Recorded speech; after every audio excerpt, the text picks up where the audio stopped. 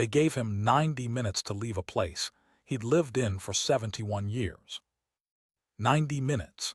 I timed it because I'm the kind of fool who times things when he doesn't know what else to do with his hands. A man turns 100 years old on a Tuesday, and by Thursday there's a paper stapled to his door with a number on it and a date and a signature from somebody who's never smelled that particular dust after rain. I want to tell you this is a story about a building. It isn't. It's about a rusted heap of curved tin that the county valued at $20, and how $20 can be worth more than a man's whole life or nothing at all, depending on who's counting and what they're afraid of. I've started this account 4 times now.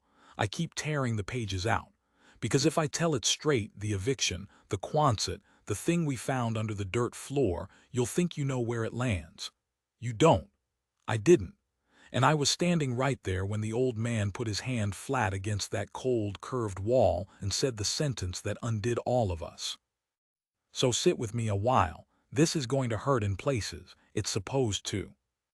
The morning they came for Nanton, the coffee in my thermos went cold before I remembered I was holding it. I'd driven out to his place, the Byla's allotment. Everybody just called it the old man's, to return a post-hole digger I'd borrowed in March and never brought back, which tells you something about me. I'm the neighbor who means well and runs late. My name doesn't matter much to this, but you can call me Wade. I run 300 head on leased ground east of the Gila, and I keep a log book in my breast pocket that my late wife used to laugh at. You writing your memoirs, Wade? No, Colleen. I write down when the water tank froze and how many calves I lost, and which fence post the bull keeps testing. I write things down because if I don't, I start to believe they didn't happen. That's a coward's habit, and I know it. I mention the log book because I need you to trust that what I'm telling you is close to true. I wrote it that same night, hands shaking. Whiskey I don't usually keep in the house sitting warm in a jelly jar. Here's what I wrote first: county trucks. 2. Sheriff's Bronco. 9:14. Old man on the porch in his good shirt. His good shirt. That's the detail that got into me like a splinter and never came out. Eli Byla's Nanton, everybody called him, an old word, means something like the one who leads had put on his good shirt to be thrown out of his home. Pearl snaps. Ironed. 100 years old, and he'd stood at a mirror that morning and made himself presentable for the men who'd come to erase him. I parked my truck sideways across the 2-track without really deciding to. Just a dumb instinct, like a dog putting its body between you and the door. A young deputy got out and put his hand up, not unkind. "Sir, you're gonna want to stay back." "I'm returning a post-hole digger," I said, which was the stupidest sentence anybody's ever said on the worst morning of another man's life, and I've hated my own mouth for it ever since. Nanton looked at me from the porch. He had a face like a dry riverbed, all those channels cut deep, all that patience. He wasn't crying. I want you to understand he never once cried, not that day, not any of the days that came after, and I think that's part of what wrecked me. Grief you can watch a man carry, you can help with. It's the grief a man swallows whole that you can't do a thing about. "Wade," he said, just my name. Like he was glad in a small, tired way that at least one witness had shown up who knew him.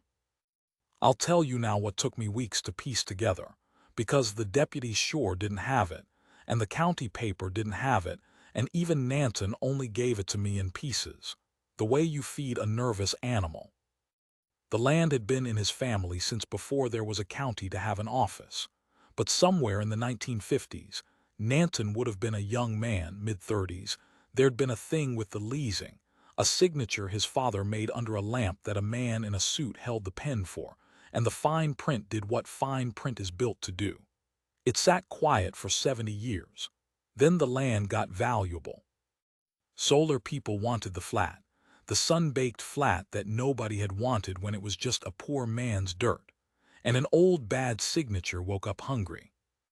They didn't even come themselves, the ones who wanted it. They never do.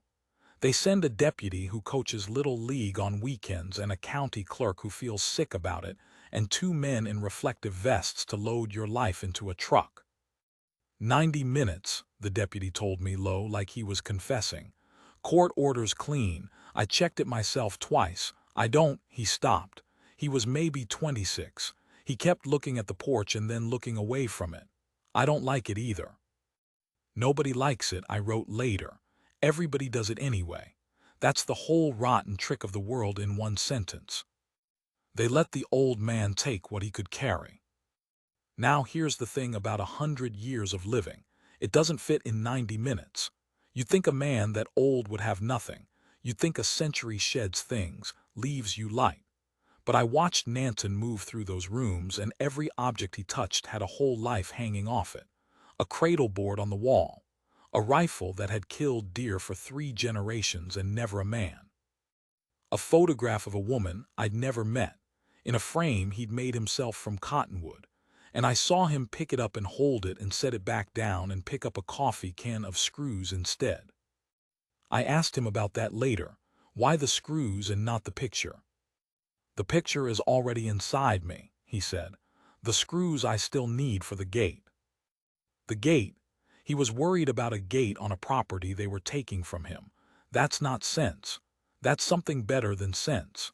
That's a man refusing, all the way to the floor of himself, to stop being who he was, a man who fixes gates. I helped. I'm not going to pretend I did much. I carried boxes to my truck bed because the county truck was for the disposition of remaining property, which is a phrase that means the things you love become garbage the moment you can't carry them fast enough. I remember the vested men were careful, at least. Slow. One of them, older, kept his hat off. Small dignities. They cost nothing and they're most of what we've got. And then Nanton walked to the far edge of the yard, past the house, to the thing I'd driven by 100 times and never once looked at. The Quonset. You know the kind. Half a tin can laid on its side and buried at the ends, corrugated steel curved over like a turtle's back. The shape the army stamped out 10,000 of during the war because you could ship them flat, and a handful of men could bolt one up in a day. This one was old. Rust had eaten it down to a color that isn't quite red and isn't quite brown. The color of dried blood on cloth. Weeds grew up the sides. One end had a door hung crooked on a single hinge. It looked like exactly what the county's inventory said it was. Structure, prefab steel, non-residential, poor condition. Assessed value, $20. $20. I saw the paper. They'd valued the tin at scrap and the scrap at almost nothing, and I remember the clerk apologized to me, of all people, like I owned it, because she was ashamed of the number. It's the formula, she said. It goes by the formula. Nanton stood in front of that Quonset and put his hand flat against the cold, curved wall. And he said, "This is the only thing I own that they didn't take, and it's the only thing worth taking." I laughed. God forgive me, I laughed, not mean, just baffled, the laugh you laugh when a man's grief has cracked him and he's saying things that don't hold together. "Nanton," I said gently, "it's a tin shed.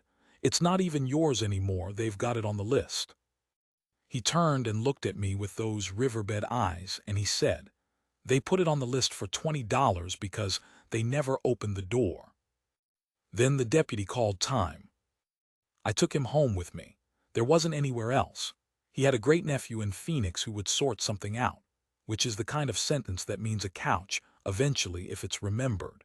His children were gone, one to the war in a country I won't name, and one to a highway outside Globe, and one, the eldest, to a distance I never asked about because his face closed when I got near it. 100 years and he'd outlived everyone who was supposed to bury him. That's a curse nobody warns you about. Live long enough and you become the last chair in an empty room. Colleen's been gone 4 years. Our kids scattered.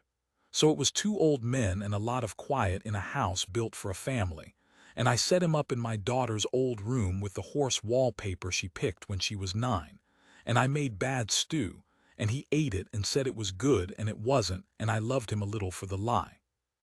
That first night he didn't sleep. I heard him. Old men don't sleep, and I'm getting to be one, so I know the sounds, the getting up, the sitting on the edge of the bed, the long nothing. Around 2 in the morning, I found him at my kitchen table with the light off, just sitting, hands folded. "You want the light?" I asked. "No," he said, "I'm looking at something." There was nothing to look at, just the dark window and past it the black shapes of my corrals. But I understood, or thought I did. He was looking at 71 years. He was standing on the porch of his mind and refusing to leave it yet, because in there nobody could hand him a paper. I sat down across from him. I didn't turn on the light either. "What's in the Quonset, Nanton?" I asked. Because I'm nosy, and because a man says a thing like the only thing worth taking, and you don't just let it lie there. He was quiet so long I thought he'd fallen asleep sitting up, the way the very old do. Then he said, "My father built it after the war. He worked on the base, the airfield, you know it, it's houses now, and when they were done with the war they were selling the buildings for scrap. Everybody wanted the lumber. Nobody wanted the tin cans. My father, he traded a mule and a month of his hands for one. Took it apart, hauled it home, bolted it up again himself. $20 the man said the mule was worth, so he almost smiled. The county is right, it cost $20, they just don't know what he put inside it." "What did he put inside it?" And here's where I have to be careful, because if I tell you now in the dark at the kitchen table the way he half told me, you'll think it's one thing, and it's going to turn out to be something else. That's not me being cute. That's just how it happened, and I promised myself I'd tell it the way it happened. What he said was, the truth. He put the truth inside it. And 100 years is a long time for the truth to wait, but tin doesn't rot as fast as men do. Then he went to bed, and I sat in the dark and wrote in my logbook by feel, not able to see the page. He hid something, or he's lost his mind, or, and this is the one that scares me, both. Now, I could tell you I let it alone. I could tell you I'm a patient, decent man who respected the old fella's grief and waited for him to open up in his own time. I didn't.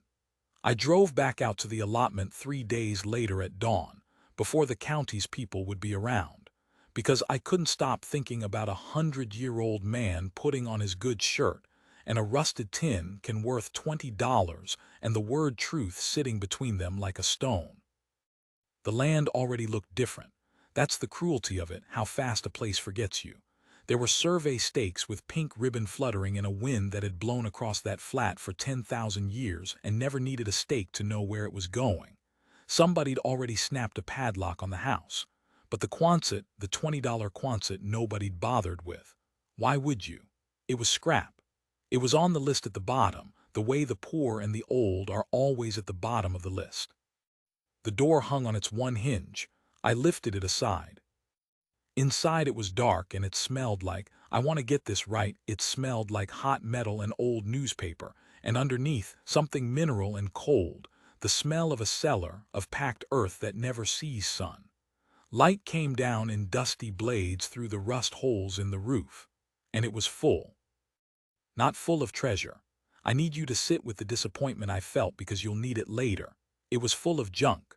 Old license plates, coils of baling wire, a ringer washer from before I was born, newspapers tied in bundles with twine, stacks of them going gray and soft, a church pew of all things, one lonely pew like a boat run aground, tools with wooden handles worn to the shape of a dead man's grip, a rocking horse missing its rockers. I stood in that curved tin belly, and I felt like a fool, and I felt, worse, a kind of grief for the old man, because this was what he'd called the only thing worth taking. This was the truth his father buried. A hoarder's tin can. A century of a poor family unable to throw anything away, because when you've had nothing, everything might still be useful someday. I almost left. I want to be honest. I almost turned around and drove home and figured the old man was just old, just broken, just saying the kinds of things the dying say to make the leaving bearable. I had one boot pointed at the door. And then I saw the floor. The floor of a Quonset is just dirt usually, packed earth. This one had a wooden floor, planks, which was strange enough to catch me. Planks cost money, and a man who trades a mule for a shed doesn't waste lumber on a floor you'll never see. But there they were, and in the middle, under where the church pew sat, one section of planking was a different color, newer, or no, not newer, disturbed, lifted and set back at some point, and the wood around the edges worn smooth by hands. I moved the pew. It was lighter than it looked, hollow-boned with age. I lifted the planks. And I'm going to stop here, at the edge of the hole in the floor, because that's exactly where the old man stopped me too. Not in body. He was 10 miles away asleep under horse wallpaper. But in my head, standing over that dark rectangle in the earth, I heard him say it again. They never opened the door, and I understood for the first time that he hadn't been raving. There was a box in the ground. Not a treasure chest. A footlocker, army green under the dirt, the kind a soldier carries, dented at one corner, a name stenciled on the lid in white paint gone to almost nothing. I could just make out the letters if I knelt and tilted my head into one of those blades of dusty light. The name on the box was not Bila's. The name on the box was a name I knew. A name everybody in that county knew, because it was on the bank and the biggest ranch and the road that ran past the courthouse, and, it would turn out, on the paperwork of the very company that had just thrown a 100-year-old man off his land. I sat back on my heels in the dirt. My heart was going like a young man's. And in my breast pocket, my log book, Colleen's joke, my coward's habit, suddenly felt like the most important object I had ever owned. Because whatever was in that box, I was going to write it down. And once a thing is written down, you can't pretend it didn't happen. I put my hand on the latch. I want to tell you my hands were steady. They weren't. I'm 61 years old and I've pulled dead calves and dug graves and held my wife's hand while the line on the machine went flat. And I've never had hands shake the way they shook over that green metal box in the belly of a $20 shed. Inside there was no gold. I'll say that plain because you've been waiting for gold and I was too, and neither of us gets it. Inside there was paper. Wrapped in oilcloth, sealed with wax that had gone brittle, so much paper, but the top sheet, the one my father would have called the deed sheet, I recognized because I'd seen its ugly cousin stapled to Nanton's door 3 days before. It was a land document. Old. 1951. And it was not a lease. It was a purchase, full title clear. Nanton's father hadn't leased that land under a lamp with a suited man holding the pen.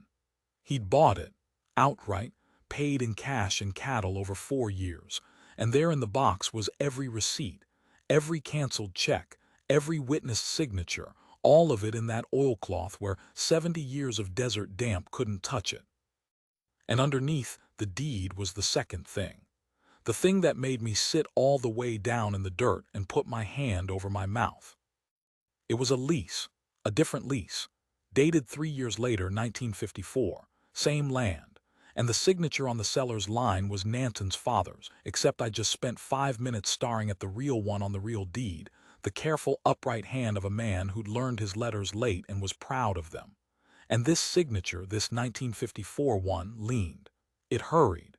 It was a signature made by a hand that wasn't his. The name on the buyer's line was the name stenciled on the box, the name on the bank, the name on the road past the courthouse.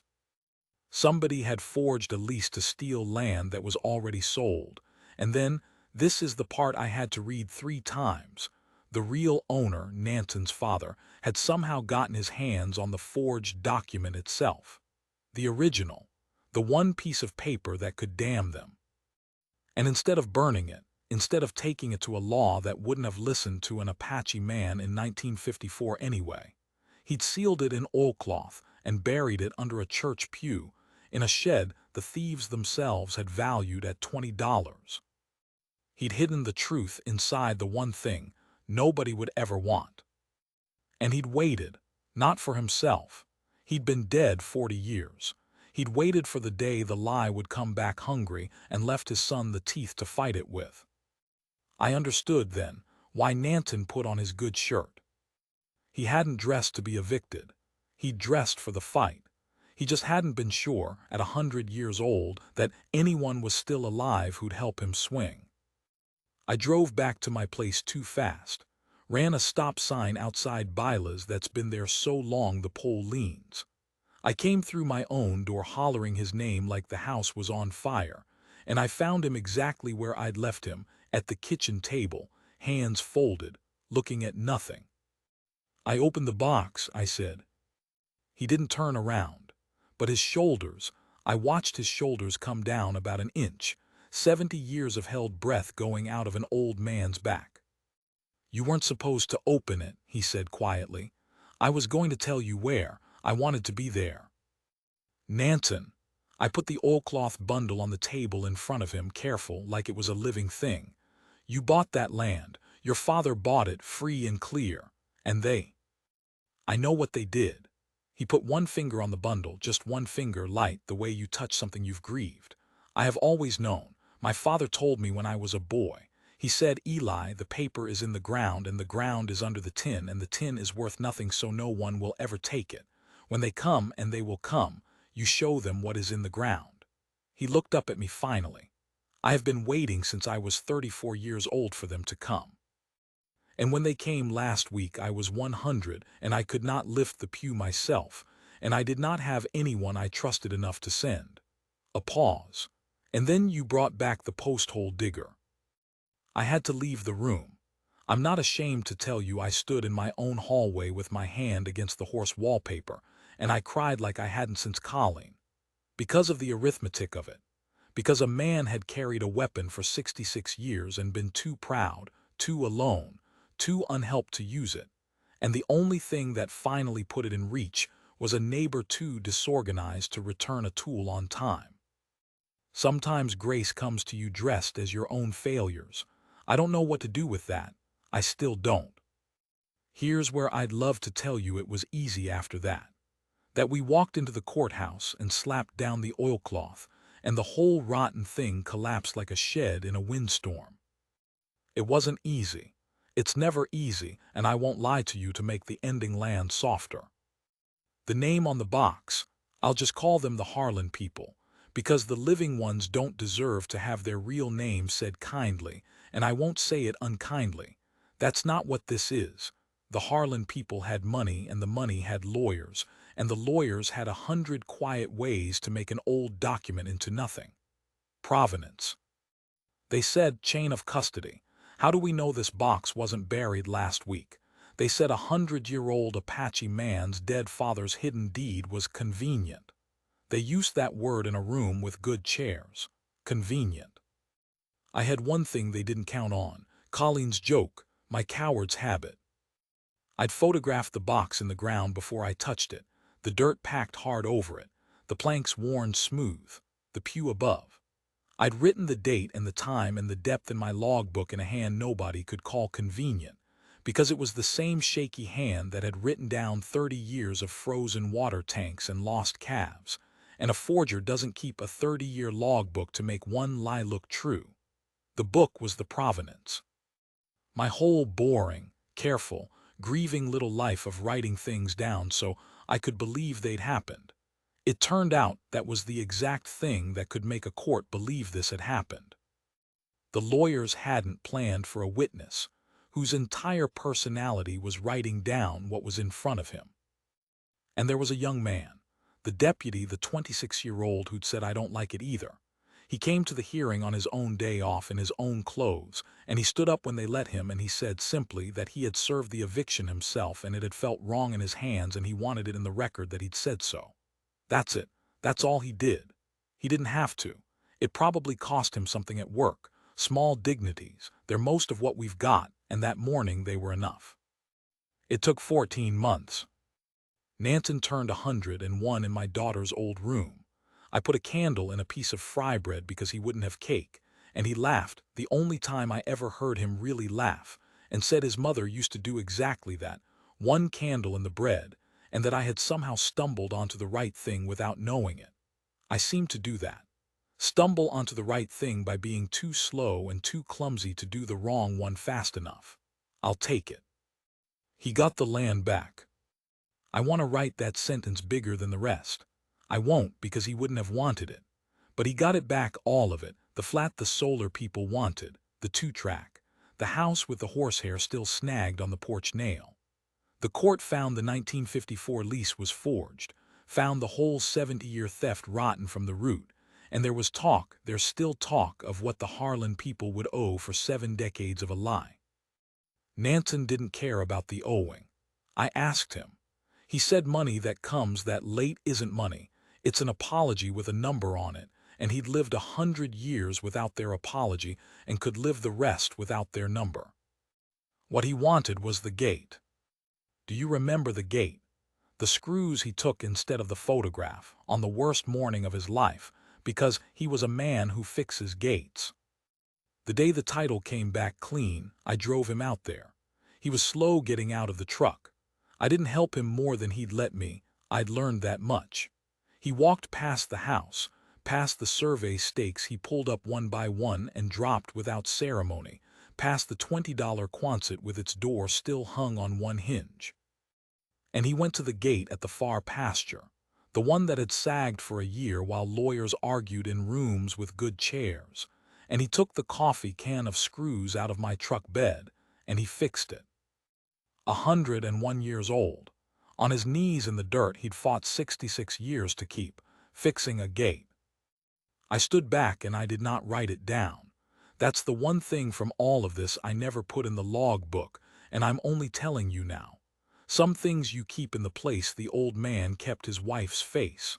The picture is already inside me, he'd said. Yeah, it is.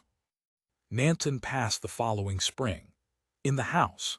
In his own bed, under his own roof, on his own land, which is a sentence I get to write because a man I barely knew forgot to return a post-hole digger. He was 101. The great-nephew came from Phoenix for the burial and stayed, which surprised me, and shouldn't have. Land has a way of calling people home once it's clean. He asked me after if I wanted anything of Nanton's, any keepsake. I asked for the Quonset. He thought I was joking. Then he thought I was strange. Then he signed it over, that rusted heap of curved tin the county still had on its books at $20, and I hauled it flat, the way the army made it to travel out to my own place, and I bolted it up again myself, the way his father had shown him. It sits east of my corrals. I keep my tools in it, and a footlocker, empty now, green under the dirt because I couldn't bring myself to throw it out. People ask me why I keep a rusted shed that any scrapper would haul off for the price of the gas. I tell them it's not worth anything. $20 tops. The county's got the paper to prove it. I don't tell them the rest. That some things get valued at $20 precisely because the people doing the counting are afraid of what's inside. That a poor man's tin can outlast a rich man's lie by 70 years. That the last thing a 100-year-old man did on this earth was kneel down and fix a gate, and I was there, and I didn't write it down, and I remember it anyway. I've started ending this account 4 different ways. I keep tearing the pages out. Maybe that's right. Maybe you don't get to end it neat. Maybe you just set your hand flat against the cold, curved wall of a thing everybody else threw away, and you say the only true sentence you've got.